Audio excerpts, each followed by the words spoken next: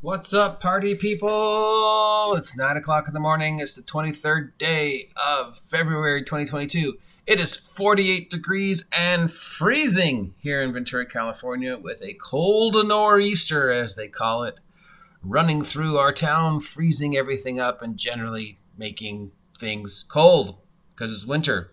What? At least it's a dry cold as opposed to the wet cold. I mean, it's still cold. Anyways, it's time to take a look at all the tabletop role-playing game products that should be on the shelves of your friendly local game store. That's Seth's Games and Anime here in Ventura, at least for 1, 2, 3, 4, 5, 6 more days. Remember, Seth's Games and Anime is closing its doors on February 28th for the very last time and ending its 20-plus years of serving Ventura County's role-playing needs. Yes, I know there's like 37 stores in the Ventura County area that do, card games and comic books and Funko Pops, but Seth's Games and Anime was, despite good or bad, consistently a place that just offered available tables to people to come in and do a pickup game of Magic or a pickup game of role-playing, and sure, it has good and bad memories, but generally, I think the good outweighs the bad, right? So this will be the last time I ever say, come on down to Seth's Games and Anime and pick up all of these products. After that, I'll be saying, Dreamworld Collectibles, I guess. So anyways, this is what's going on. From Privateer Press, we have Iron Kingdom's Requiem Campaign Guide, Monsternomicon, Legends of the Witchfire, and Iron Kingdom's Requiem GM Screen. This is the Iron Kingdom's conversion to D&D 5e. So Iron Kingdoms was a full metal fantasy, Eberron steampunk kind of setting. They also did, all those figures. It was set in the world of hordes and stuff like that, and all the Privateer Press stuff. The Witchfire trilogy received a lot of good press. It's an incredible adventure. And now they've converted it to 5e. I'll probably pick up Witchfire. I remember the original one, and I really liked it. So picking up the new one should be fun. If you want to look at a different take on 5e with more, steampunky mech trains, robots, half undead, half cyborg kind of stuff, check it out. It's a fun setting. I really enjoyed it, the 3.5 stuff and the horde stuff. So yeah, check it out. All right, here's the one I'm excited about. Renegade Game Studios Power Rangers RPG will be on the shelves this week. Dun, dun, dun, dun, dun, dun. For $55, you can protect Angel Grove and the Earth from the forces of evil that are led by Rita Repulsa, Lord Zed, Master Vile, and more. Relive the original glory days of Power Rangers RPG, considering that this year is the 30th year anniversary of Zook Ranger, the Sentai that created Power Rangers. Wow, I'm excited about this one. I hope I get a chance to play it, run it. I think there's no question that I am a Sentai fan, have been a Sentai fan longer than I've been an anime fan. My introduction to the wonders of the world of Japan was catching an episode of Go Ranger on PBS or UHF or whatever the channel was, Channel 6. This is before D&D for me. This is before I discovered anything else.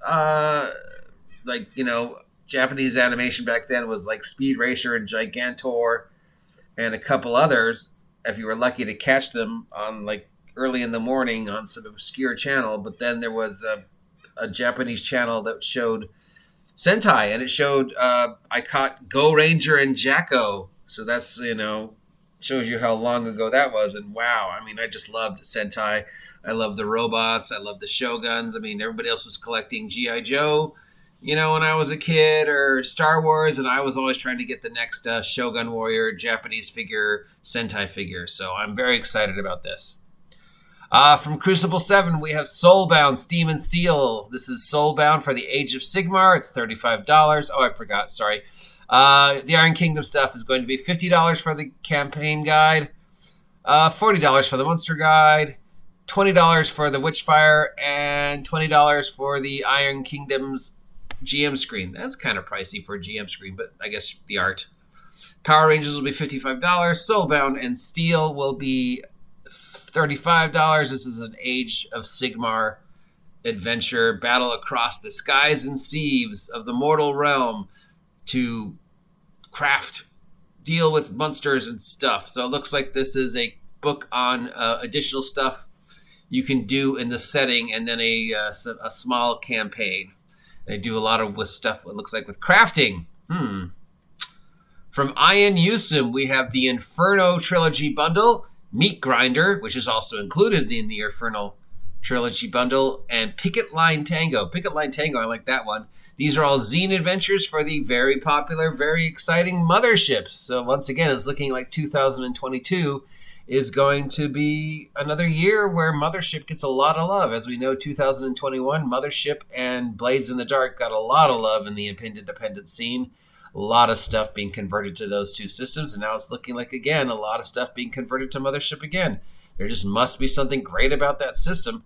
Anyways, it's $29 for the trilogy or $12 for the individual ones. If you're a fan of Mothership and want to get some other adventures using the Mothership system, check these out. From Hectic Electron, we have a GM-less unique game called Raccoon Sky Pirates. It's a 56-page zine with cards and stuff like that. It's $25. It's a narrative no GM role-playing game for up to 6 players who play raccoons, taking about 3 hours. You and your friends play raccoons, doing raccoony stuff like stealing fish or whatever. And since there's no GM, you each, I guess, take turns describing what your raccoon's doing, and then the cards play out whether the raccoon succeeds or not.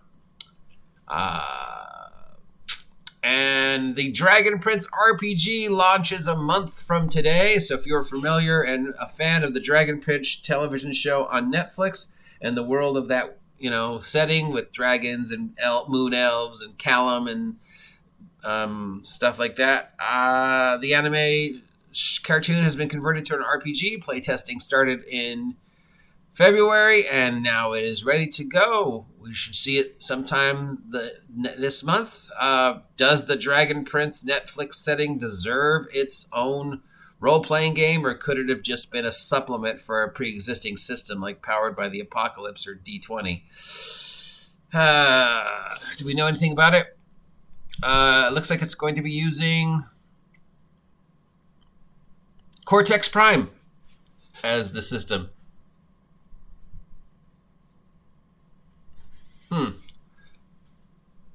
Who knows? Maybe that's a thing. Maybe that's not a thing. And Ed Greenwood has created another book for the Forgotten Realms setting. So at least Ed is still continuing the Forgotten Realms, even if Wizards of the Coast is not. This is called Thay, Land of the Red Wizards. It can be gotten for a PDF or hardcover over from DM's Guild /drive-thru. Thay being my favorite bad guys, the Red Wizards of Thay being my favorite bad guys in the Forgotten Realms setting. I might have to pick this one up, even if I never get to use it, just because I am a real Thavian. Fight for the rights of Zastam. I am a real... Yeah, that's right. I wrote the Thay theme song and set it to the tune of the Hulkamaniac theme song. It's dun, dun, dun. And the thing is when I got other people to sing it over the years. So yeah, the Thay's theme song. Love the Thay, and I think that's the best way to end this vlog, with me singing. If any of these products sound like something you want to pick up, head on down to your friendly local game store. That's Seth's Games and Anime here in Ventura for at least a few more days, and ask them to get it for you. Till then, I am your guide to all tabletop role-playing game news, weather, sports, and general internet nonsense, and the Thavian theme song saying, once again, I am a real Thavian. Fight for the rights of Zastam. Yeah, I probably shouldn't sing, right?